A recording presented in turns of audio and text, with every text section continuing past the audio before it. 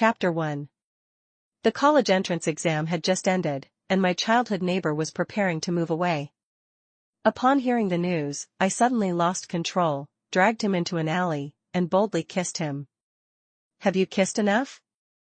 I snapped back to reality, quickly pushed him away, and was about to run off. He grabbed my wrist, gritting his teeth as he said, "Olivia Carter, could you be any more unreasonable?" Unashamed, I boldly retorted with defiance, "You didn't push me away immediately, so doesn't that mean you wanted me to kiss you? Stop pretending." He stared at me silently for a moment, then turned and walked away without saying another word. However, on his social media, he posted, "Olivia Carter kissed me today," waiting for her to take responsibility, along with a photo of me forcefully kissing him. So, it turns out he still had the presence of mind to take a picture at that moment. I truly admire him. The comments below exploded like a bomb. His mom, "My dear son, I'll arrange an engagement party for you two right away." My mom, "Olivia Carter, this is outrageous. I'll make her explain herself." His friend, "Oh my God, Olivia Carter is so bold." My friend, "Didn't Olivia Carter once say she'd rather like a dog than Ethan Page? What a quick turnaround."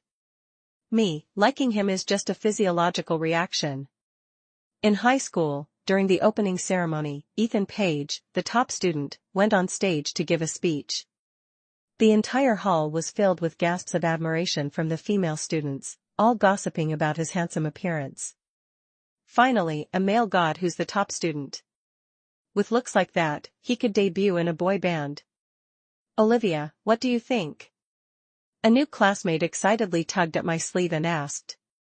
I feigned indifference and replied nonchalantly, "Just average, nothing special. I wouldn't want him even if given to me." Unbeknownst to me, Ethan Page had finished his speech and was walking past where I sat. He stopped, glanced at me briefly, and smirked helplessly. Caught by the person in question, I wasn't the least bit afraid. I looked up, glared at him, and said, "What are you staring at? Never seen an anti-fan before?" After he walked away, my classmate shook my arm in awe. "Girl, you're incredible. Is this a new tactic to attract the male god?" I stiffly replied, "I simply can't stand him. He seems way too fake." After the evening self-study session, I stood waiting in the corner of the parking lot and saw him walking past with a few classmates. I frowned, gave him a glare, then quickly left the school. After walking a short distance, the sound of a bicycle bell, ding ding, suddenly rang behind me. I stepped aside but didn't see anyone passing by. Turning around, I saw him with an expressionless face, pushing his bike along behind me, who knows since when. Seeing me stop, he placed one foot on the bike pedal, rode up to me, and said, "Get on." I sat on the back seat but didn't behave properly. Sometimes I hugged his waist, other times, I leaned my head against his back. He seemed used to it, but as we neared my house, he suddenly spoke in an unreadable tone, "Didn't you say I'm just ordinary? Why are you clinging so closely now? Aren't you embarrassed?" I let out a humph, jumped off the bike, placed my hands on the handlebars, tilted my head up at him, and teased, "You told me to get on the bike. You're the one who invited me to stick close, and now you're blaming me?"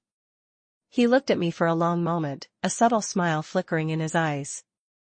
"All right, from now on, I'll keep my distance from you." I didn't pay much attention, thinking he was joking. After all, we grew up together, living so close. If we don't see each other when looking down, we'll see each other when looking up. How could keeping distance even be possible? The next morning, I realized he was telling the truth. He didn't even wait for me, and left on his own. As a result, I missed the bus, arrived at school half an hour late, got scolded harshly by the homeroom teacher, and had to stand in the hallway reading a book. When the dismissal bell rang, students from all the classes flooded into the hallway. I kept my head down, trying to avoid the curious gazes of passers-by. Suddenly, a tall figure blocked my path, and a familiar deep voice spoke, "Your homeroom teacher already left." As soon as I heard his voice, I immediately got annoyed and pushed him away. "What does that have to do with you?" He shoved a paper bag into my hand, his voice tinged with amusement. Then just keep standing here. I was about to throw what he gave me back at him and tell him to get lost, but when I accidentally glanced inside, I saw all my favorite breakfast foods. There were shrimp dumplings, shrimp siu-mai, taro milk cakes, and red sugar mochi. I couldn't help but swallow hard, let out a huff, and turned back into the classroom under his amused gaze. Laugh all you want, wasting food is a sin. If I don't eat it, isn't that a waste? Right? During gym class, while running, I felt Aunt Flo had arrived. My stomach twisted in pain, and my face turned pale as I asked to sit out. The teacher, however, remarked, "Today it's this pain, tomorrow it'll be something else. You're just like Lin Dayu. If you're so frail, why bother coming to school? Just stay home." Frustrated, I rarely talked back but couldn't hold it in this time. "If you don't want to let me rest, just say so. Why mock me?" The teacher became furious and shouted, "What kind of attitude is that? 10 more laps. If you don't finish, no breaks for you." Clenching my teeth and biting my lip, I forced myself to continue running with the class. Lily Johnson, running beside me, cast worried glances my way. This teacher is too much. Can't even tell real pain from fake. Look at you, your face is as white as a sheet, and he's still making you run another 4 kilometers. He doesn't care about students' health at all.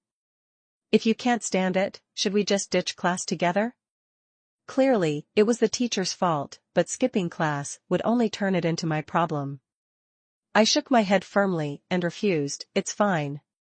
If I collapse, he'll have to take responsibility. He's the one who didn't let me rest." Luckily, at that moment, I spotted the discipline teacher patrolling nearby. I decided to fake a fainting spell. The entire class panicked, crowding around me and shouting for the teacher and the discipline officer. The commotion grew louder and louder. Peeking through slightly opened eyes, I saw him. When did he get here? He hurried over, took off his blue and white uniform jacket, tied it around my waist, and bent down to carry me on his back. "Please make way. I'm taking her to the nurse's office," he said calmly. Lying in the infirmary, I decided to stop pretending and opened my eyes to tease him. "Isn't your class supposed to not have PE right now? Or did you come down here just to see me? Didn't you say you'd stay away from me?" He tore open a few heat packs and naturally placed them on the spots most prone to cold on my body. Then, without showing any particular emotion, he helped me sit up against the headboard and handed me a cup of hot milk. "Talking so much, are you not in enough pain yet?" I let out a light hum, sipping small amounts, feeling my body gradually warm up, much more comfortable now. He pulled the blanket up to cover me fully, then said the words I liked most. "Earlier, I went to the school canteen and saw the discipline teacher scolding your PE teacher. It seemed like they were even advising him to resign. Serves him right. Who told him not to know his place? Luckily, I'm okay. If something really happened, resigning wouldn't be enough." He didn't tell me that he was the one standing by the classroom window, noticing something was off with me in the schoolyard.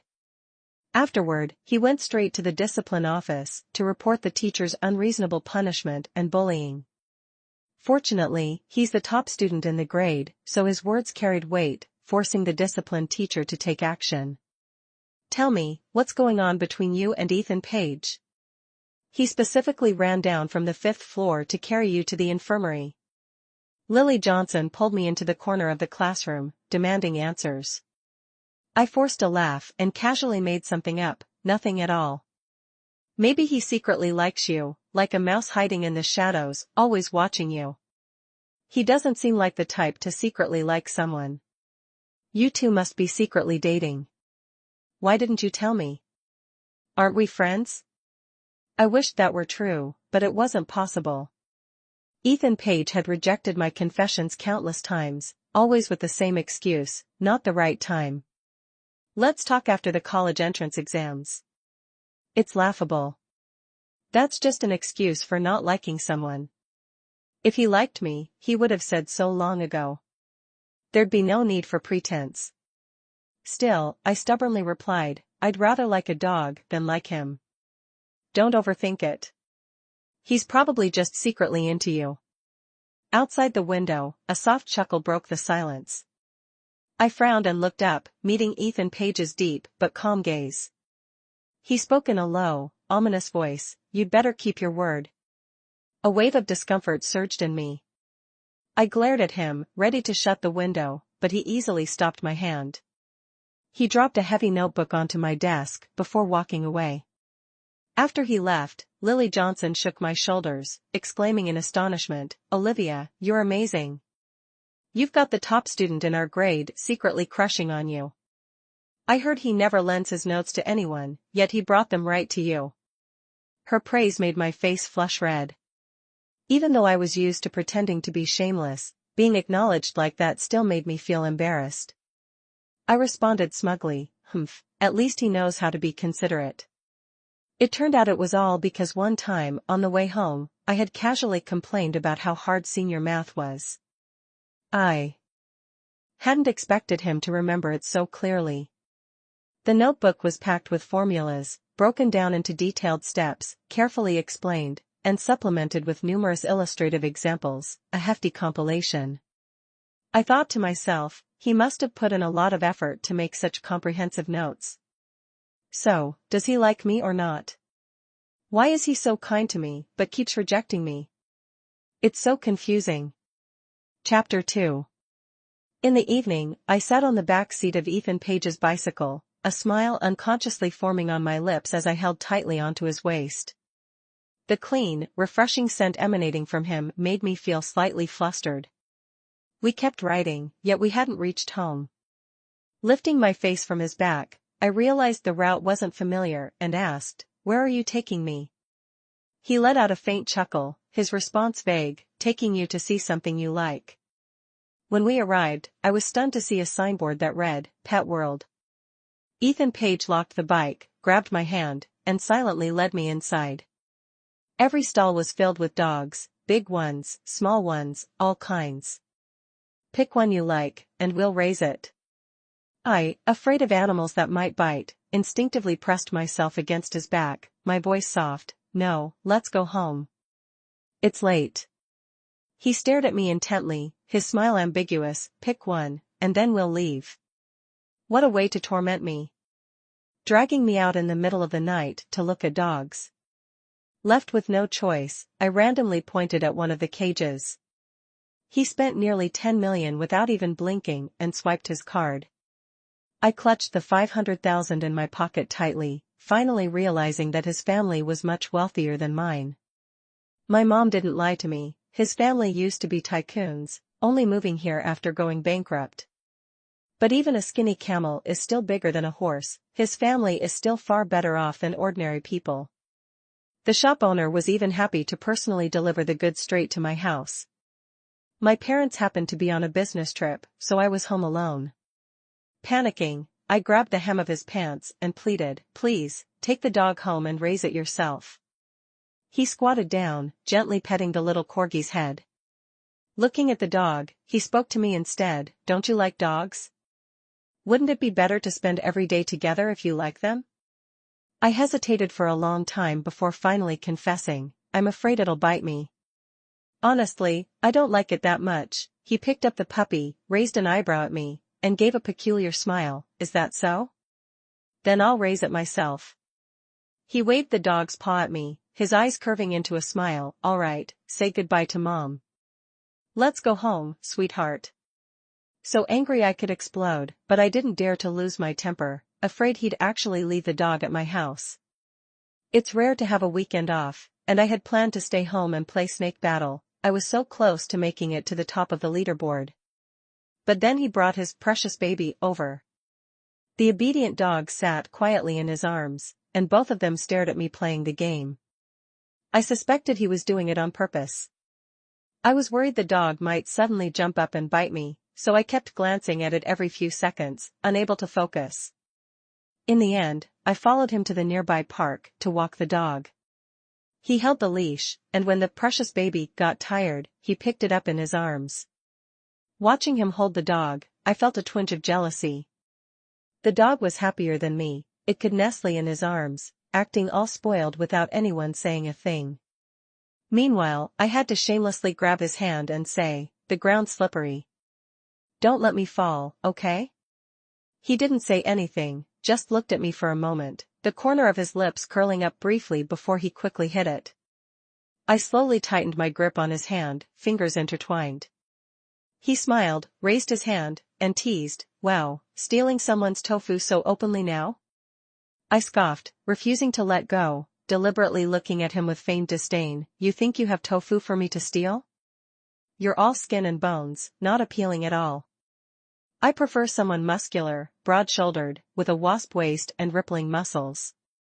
The atmosphere suddenly froze.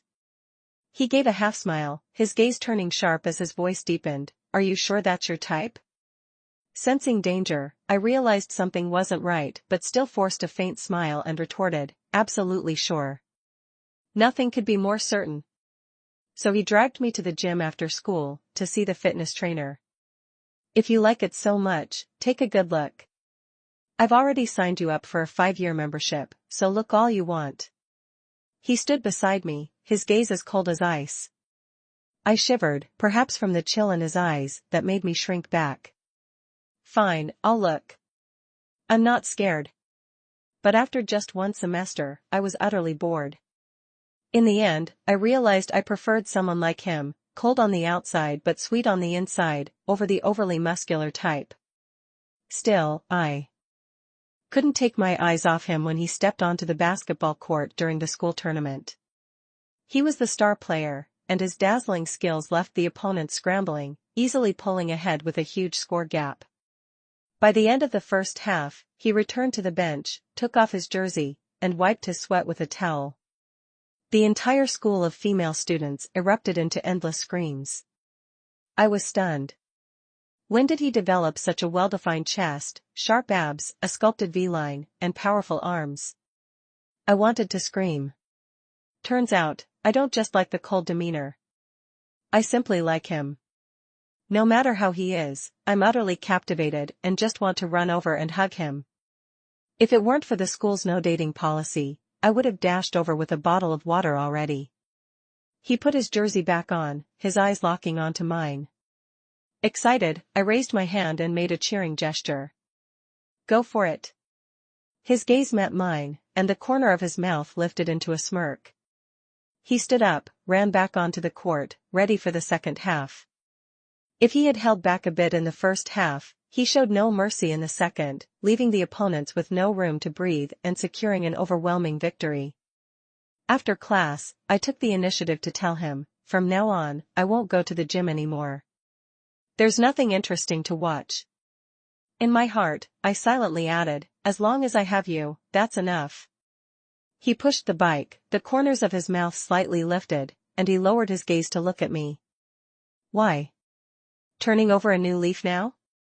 I suddenly thought about my membership card that hadn't expired yet. Leaving it unused would be such a waste. Going on weekends is fine. Watching every day does get a bit boring. Unexpectedly, he lifted me with one arm and placed me on the front seat, leaning in close, his eyes narrowing as he looked at me. "Watching me isn't enough, and you still want to go on weekends?" The distance between us was way too close, his masculine scent enveloping me, and the overwhelming pressure surged in. I didn't dare to move, fearing I might lose control and do something impulsive. I could only mumble softly, He leaned in even closer, whispering in my ear with a deep, seductive voice, What? Is it that watching me is enough, or after watching me, you still want to check out other muscle guys on the weekend? Be clear." Looking at his perfectly handsome face, I couldn't help but swallow hard, gently pushing him away. "If you're going to talk, just talk." Leaning in so close, "Are you trying to get me to kiss you or what?" He held on to the bike tightly, his gaze unconsciously sliding over my moist lips, his ears turning suspiciously red. "I'm not letting you go to look at other guys. If that's the case, I won't take you anymore." I didn't care, furrowing my brows and responding impatiently, "I've already seen enough. If it weren't for the half-year membership left, do you think I'd even want to go?" He stared at me intently, as if trying to assess the truth of my words. It's good if you're being honest. In a flash, we entered senior year. His class welcomed a new student, a beautiful, high-achieving girl who had transferred in. Rumor had it she used to be the top student in her previous school. During a school-wide meeting, the two of them, as outstanding student representatives, went on stage together to give a speech. Standing side by side, they looked like a perfect match, handsome and talented, flawless in every way.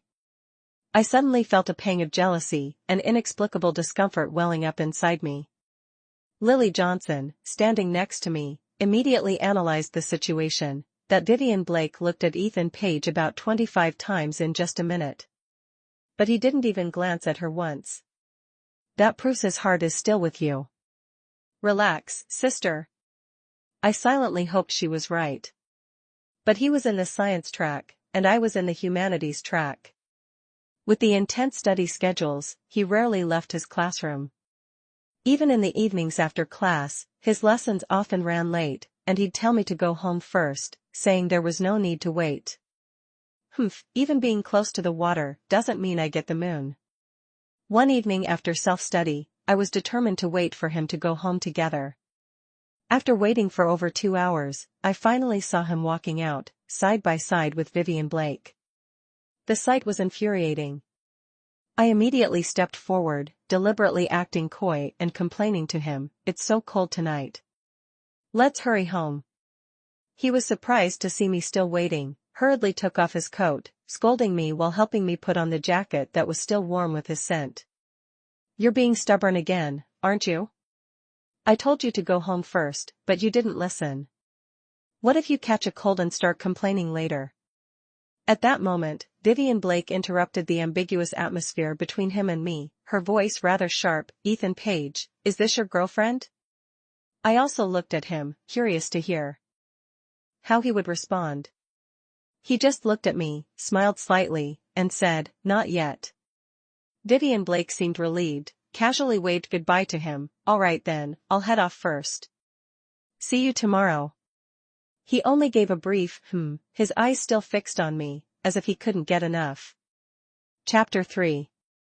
On the way back, I didn't say a word, sitting behind him on the bike, no longer leaning close to him. He asked, surprised, "What's wrong? A change of attitude?"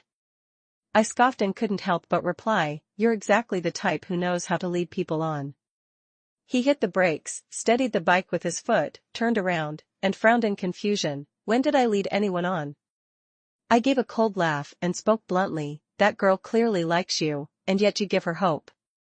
Isn't that just keeping things ambiguous on both sides? If it's not leading her on, are you keeping a backup plan?" He seemed amused by my words but responded with an unusual hint of grievance in his tone, "I only give hope to you, only let you get close, and only treat you well. Wherever you are, I only see you. And yet, this is what you think of me?" My emotions flared up, my eyes reddened, and I couldn't hold back as I raised my voice, "You only enjoy being ambiguous with me. I've confessed to you 3 times, and every time you've rejected me. Do you think I'm a fool?" He seemed helpless, and for the first time, he took the initiative to pull me into his arms, gently patting my back to comfort me. "You're not a fool. It's my fault for not being clear. Right now, we're young, impulsive, and uncertain about many things. I want to wait until we're more mature to be together, so there won't be so many obstacles. Can you wait a little longer?"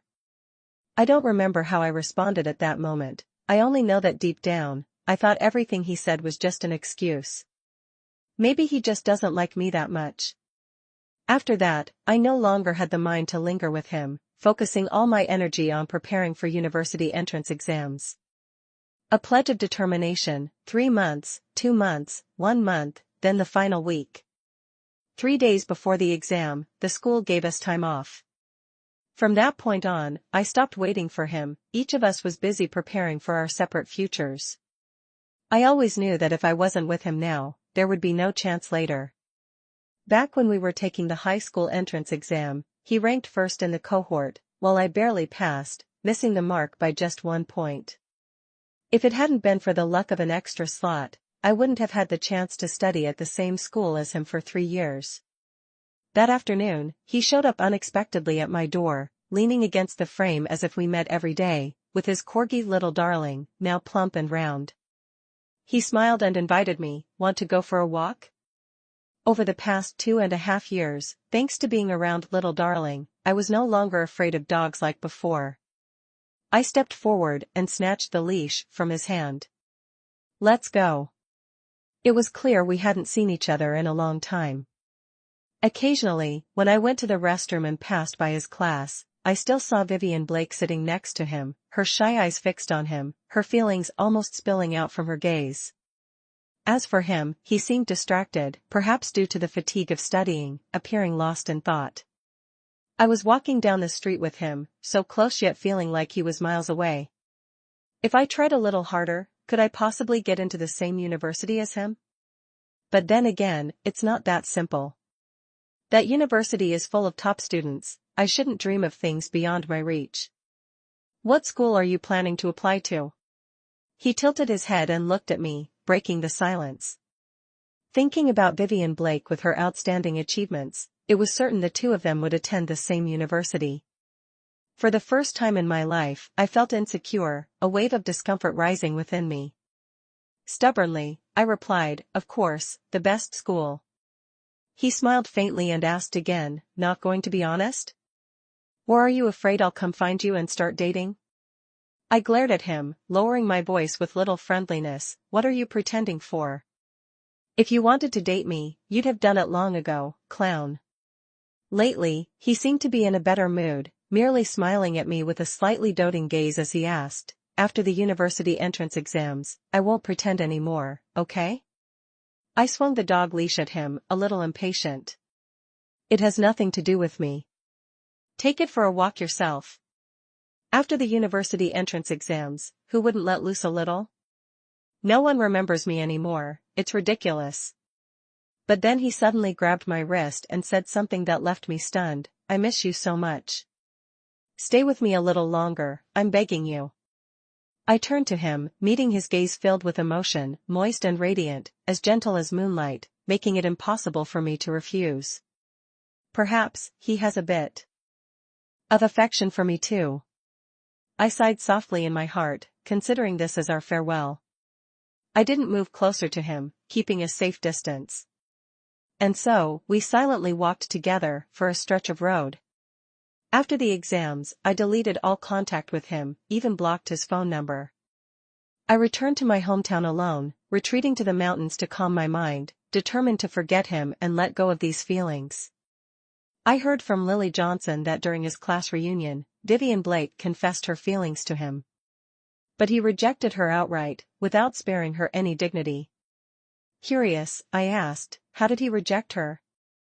Lily Johnson sent me a recording. I played it, hearing her cheerful recount. That day, Ethan Page got drunk and kept crying, repeatedly mentioning the girl he liked who didn't want him anymore. Vivian Blake tried to comfort him, but he told her to get lost. Someone stood up for Vivian Blake, and he immediately snapped back, "You get lost too." Haha, it was so hilarious. I froze, unable to believe it. I recalled what he once said when I confessed to him, "It's not the right time yet. Wait until the exams are over. When we grow up, we'll be together. After the exams, I won't pretend anymore, okay?" Could he be serious? Was it not just an excuse? Clinging to a fragile hope, I hurriedly booked a high-speed train ticket and returned early the next morning. But as soon as I arrived, I saw the house across the street being packed up, preparing to move out. I felt like a fool, endlessly worrying and longing, while in truth, I had never truly had him. I went home, leaned against the wall, and silently listened to the sounds of movement from the house across the street. My heart was torn. Should I keep moving forward despite the pain, or step back to preserve the last shred of my dignity? The knocking on the door startled me, accompanied by his uncertain voice. "You're back, aren't you? The movers told me they saw you." At that moment, I suddenly had my answer. I opened the door and saw him, noticeably thinner, his eyes filled with exhaustion. His lips moved as if he wanted to say something, but he remained silent, only looking at me with deep regret. I grabbed his hand and led him to a quiet alley, away from prying eyes. The silence was so profound that only our breaths could be heard. I did what I had wanted to do for so long. I wrapped my arms around his neck, stood on tiptoe, and kissed him on the lips. He froze for a moment, letting me kiss him recklessly, his gaze darkened and unfathomable. He neither reciprocated nor pushed me away.